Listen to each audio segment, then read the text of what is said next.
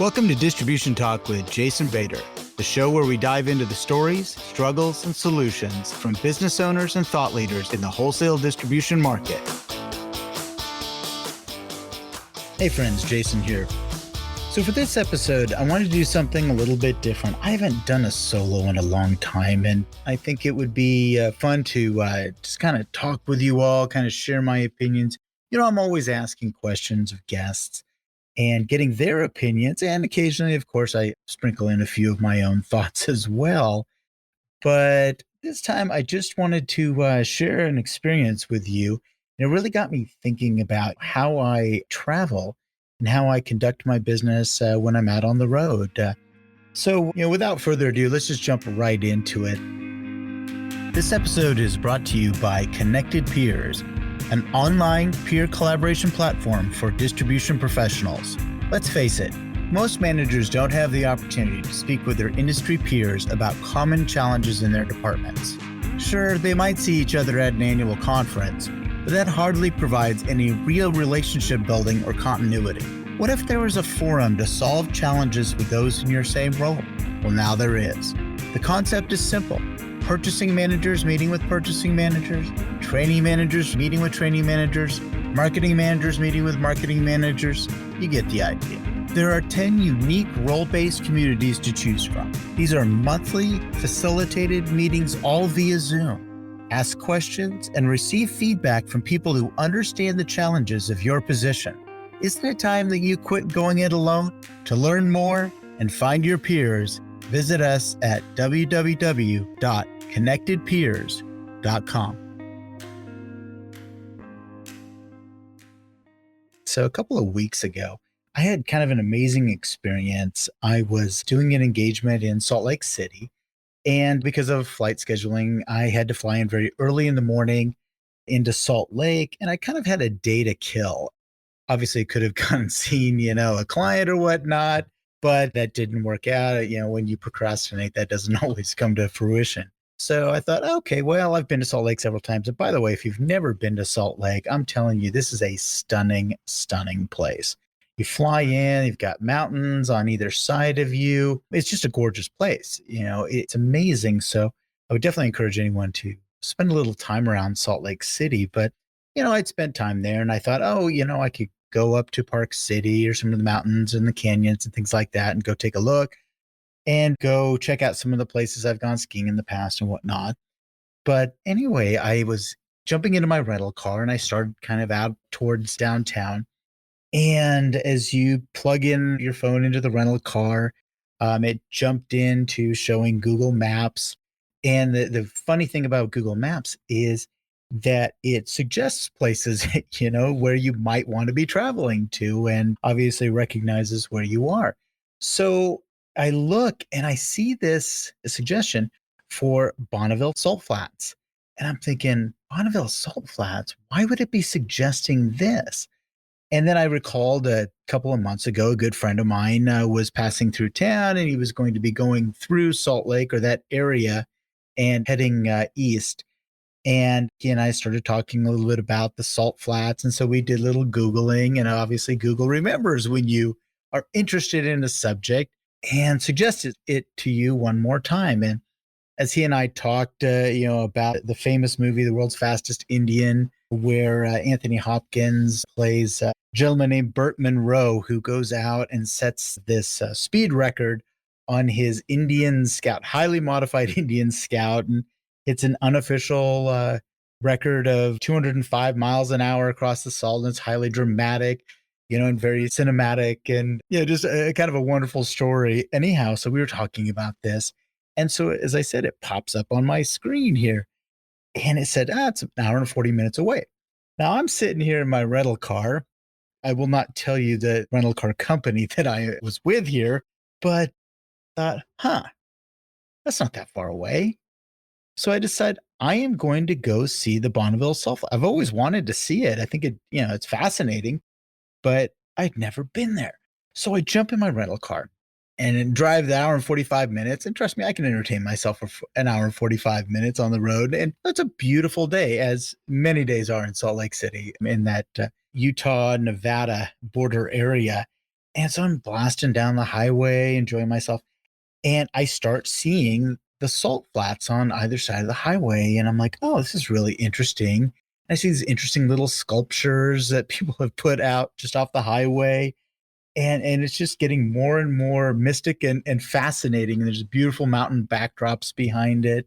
And then I wind up getting all the way to this area. And for those of you who haven't visited this, you go and you drive down another paved road. You get off the highway and drive down a paved road, and you come to a sign that talks, oh, here's the world famous Bonneville Salt Flats Speedway. And it's really just nothing more than an asphalt parking lot and a big sign that you see on, national parks or national attractions. And yeah, I'm looking around. I'm like, well, I mean, is there a tent here? I got to register. I got to pay a registration fee or something to go out on these flats, and drive the car. And I'm looking around. There's really nothing. And I'm thinking, well, okay. And so I kind of got out of the car, wandered around, started looking, and I see some people shooting a commercial out on the salt flats. And let me tell you something. I mean, looking at these salt flats, it's beautiful. Absolutely gorgeous out there, this long white stretch. And so I see them out there, and I see a gentleman kind of wandering back towards the parking lot, and he's with the crew that's shooting this commercial. So I go up and start talking to him. I say, well, can anybody just go wander out on these things and drive? He goes, oh, yeah. Because there's no rules out here. You just pull off the asphalt onto the salt and start driving. I'm like, okay, is there any lanes or anything? He looks around, he laughs at me, he goes, no, dude, you just drive where you want to. This is this last bastion of freedom that you can go and drive as fast as you want, and you're responsible for the consequences. I was like, okay, well, I guess that's what I'm going to do. And so I wind up gingerly going out onto these flats and driving out and testing the car and seeing what it's like. And let me tell you something. First of all, salt is not like asphalt. It's not grippy. This is kind of slick. And so it's not, it's kind of squirrely. You get up to speed and it's like, uh-oh, I don't know if this is going to work out so well in my favor. And so, you kind of have to test it out and feel it. But there's something amazing, absolutely magical about going out and being able to drive really anywhere you want. Everything's basically flat. And you just kind of drive and you drive around in circles and you kind of I was acting like a little kid out there, just enjoying myself and pushing the car a little bit and then backing off. And I met another family out there that they were out having literally like a picnic out in the middle of this salt desert. And so we start chatting a little bit and they're talking, and this guy tells me he pushes his car out at 140 miles an hour. And I'm thinking, oh, that's pretty good. And we were just chatting about how amazing it was in this open space and this freedom and something that you just don't get everywhere in the world. This is not a real common occurrence. And so I left them. He kind of pointed to me where the actual areas where they would do the land speed records so that it was more compact than the rest of the flats, a little bit more manicured, if you will. And so I went and tried to push this little car as fast as it would go. And it's scary. I'm going to tell you right now, it was a little scary, but it was just amazing. It's just this wide open sensation of driving in the salt and enjoying yourself and just driving out there and being completely free and open. This episode of Distribution Talk is sponsored by InSQL Distribution Software. InSQL is a fully functional distribution-based software package, and these folks do it very well at a price point many smaller distributors can afford. Another thing I like about this company is they do it all in-house. They take on these applications and build them into the platform using state-of-the-art Microsoft technology. No third-party bolt-ons for them. This is important because when you need technical assistance, they are the single point of contact. If you're ready to step up to a fully loaded, scalable distribution package at an affordable price, look no further than InSQL Distribution Software at www.insql.com. That's INXSQL.com. So the reason I'm sharing all this, and I know I'm getting a little melodramatic in the way that I'm describing it, but what really dawned on me as I was driving back towards town in search of a car wash that was going to help me scrape the salt out of this thing so I wouldn't get myself in too much trouble. But as I was driving back, I started thinking about what we do as travelers and business travelers, that we get sometimes so stuck in this rut of flying into a city, going to the hotel, going to the client, back to the hotel, or just straight back to the airport and then leaving. And we really don't take the time to stop and look around and see what interesting things does this city have to offer. And it was just a very interesting thought that came to my mind that I'd spent 15, 20 years on the road, and I stop and think about some of the things that I've seen when I have stopped and taken the time to go look. But more often than not, it was airport to hotel to client to airport and home. And I really didn't stop and take in the flavor of that city or that area. And I think I was lamenting the fact that I'm not doing that as often. And I stopped doing that early on when I started traveling. It was exciting, it was fun. And now I'm a little more cynical. I'm like, man, yeah, going to the airport and going through all these protocols now, wearing masks and not wearing masks. And if somebody coughs, do I stare at them funny? Those types of things have really jaded me on this travel experience. And so this little Google suggestion, this little map suggestion totally opened my eyes. And it reminded me that there's some really cool things in the world and there's some really great places just here, even in continental United States, and these cities I travel to on a regular basis. Well, I was sharing my whole experience with the client I was working with that next day. We had a dinner that evening, and one of the people in our party, she shared a website with me that really I intend to use pretty often. And full disclosure, this is not a sponsor. This is just a website. These guys aren't giving me a nickel to push them, but I'm telling you right now, it really opened my eyes as to what was interesting or possible. And it's called Atlas Obscura. So it's atlasobscura.com. And I'll link that in the show notes just, so everybody can take a look at it. But it's fascinating. And really, their claim to fame is cool and unusual things that you can do in a city.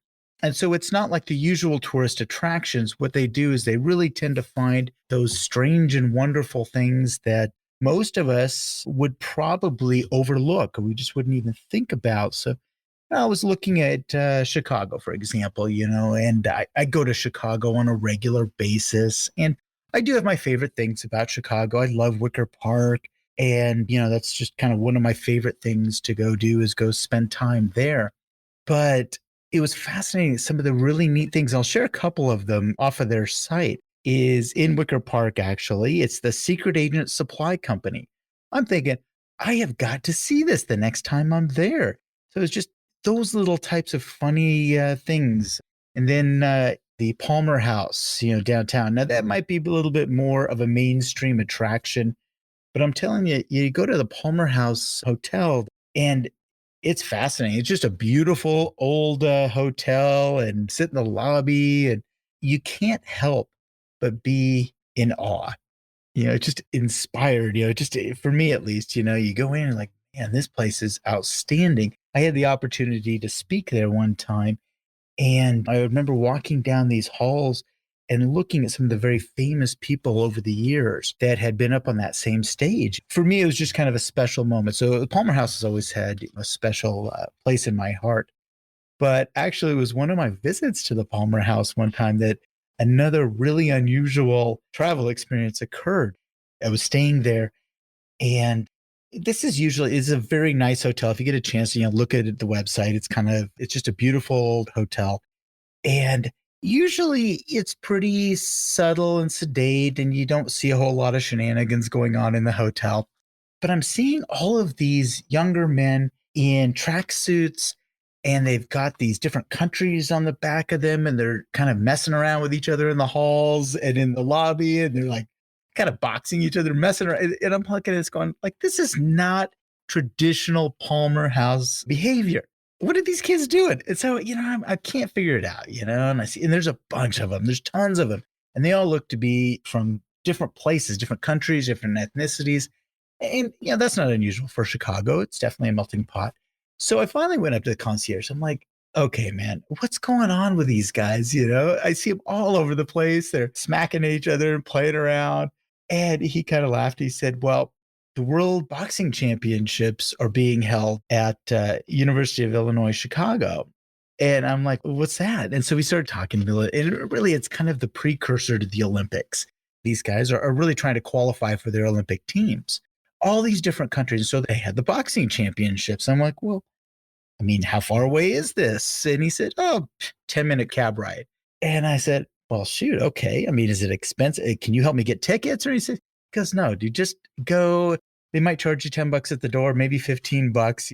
And I'm like, really? So curiosity got the best of me. I jump in the cab and I go over, and this is before Uber, but jump in the cab and I go to this basketball arena where this is being held. And I go in, and there's really not that many people there. It's not like it's a packed house. It's very low key getting in there, but you go in and there are two boxing rings set up on the basketball court next to each other. And essentially there are two fights going on. And these are young men from different countries, and they're trying to qualify for the Olympic teams. And so there are 3-round fights and they're going on simultaneously. So for me, somebody, I'm bored with this fight. I'm going to go look at this fight and I'm going to go back and forth. And I'm sitting there just absolutely fascinated by this whole experience. And I'm looking up in the stands, and there are these groups of people from different countries, and they're waving their flags and they're cheering on their competitors. And again, this was a 10-minute cab ride, maybe $10, $15 ticket to get in here. It was one of the most memorable experiences I've ever had on the road. And so again, if I hadn't taken that moment to ask what's going on and be willing to leave my hotel room and my room service and my usual routine, I never would have seen this. And so again, I share that story is because there are things like that that are going on all the time, constantly.